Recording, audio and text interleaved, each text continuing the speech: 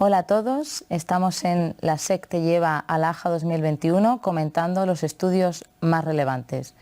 A continuación vamos a explicar el estudio iStop-AF.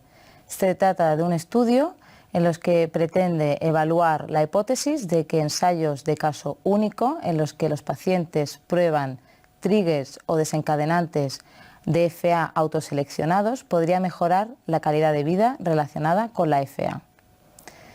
Los pacientes incluidos eran pacientes adultos con FA paroxística sintomática que disponían de un smartphone y que estaban interesados en probar diferentes triggers o desencadenantes. Los criterios de exclusión eran pacientes en los que se había planeado un cambio en el manejo de la FA en los próximos 6 meses, que no hablaban inglés o que se les había realizado ablación del nodo AV. Además, utilizaban una aplicación móvil y un dispositivo que permitía registrar el electrocardiograma. De los 499 pacientes aleatorizados, se incluyeron en la rama de probar el trigger 251 pacientes y en la rama monitorización de la FA 248 pacientes. Los pacientes eran aleatorizados bien al grupo caso único o bien al grupo control monitorización de la FA durante 10 semanas. En el grupo caso único, los pacientes eran aleatorizados en bloques de una semana a un determinado trigger que era seleccionado por el paciente y que podía o bien exponerse o bien evitarlo mediante mensajes de texto que recibía el paciente en el móvil. Después de 6 semanas de evitar o exponerse a un determinado trigger, se les proporcionaba un resultado en el que les daban un porcentaje de probabilidad de que ese trigger estuviera relacionado con los episodios de FA. Posteriormente, el paciente podía cambiar el estilo de vida durante 4 semanas. A todos los pacientes, tanto el grupo caso único como el grupo control, rellenaban un cuestionario de calidad de vida relacionado con la fibrilación auricular. Todos los pacientes diariamente evaluaban la presencia o no de fibrilación auricular mediante la información directa por cada paciente y también mediante el dispositivo de registro de electrocardiograma. Posteriormente y de manera opcional, los pacientes tanto del grupo intervención como del grupo control podían optar a evaluar otros triggers diferentes hasta 4 triggers. El objetivo primario del ensayo era la puntuación del Atrial Fibrillation Effect on Quality of Life a las 10 semanas por intención de tratar.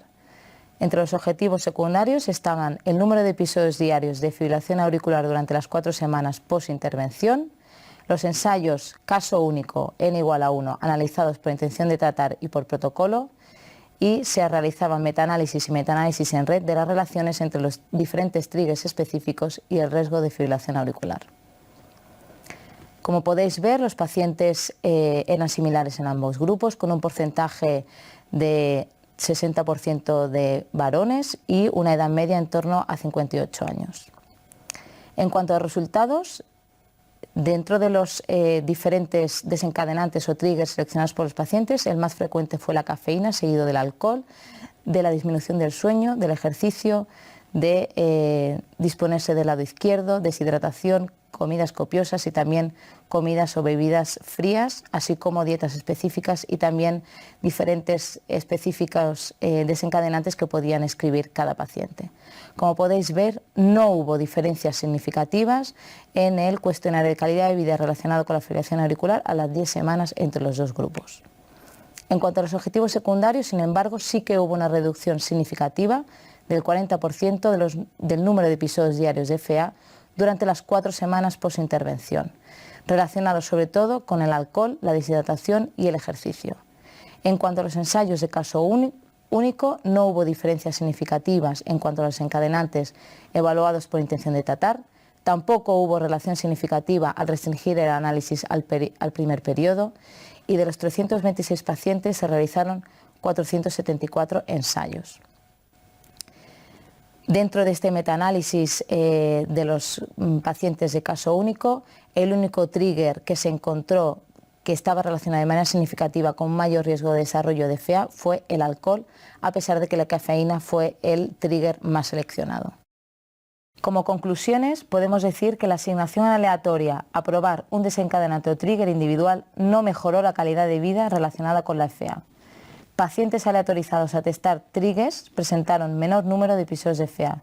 Y a pesar de que la cafeína fue el trigger más frecuentemente seleccionado para probar, solo el alcohol mostró evidencia de efecto a corto plazo sobre los episodios de FA autorreportados. Y con esto hemos acabado de explicar este estudio. Continuamos en los siguientes vídeos con los otros estudios importantes de la AJA 2021.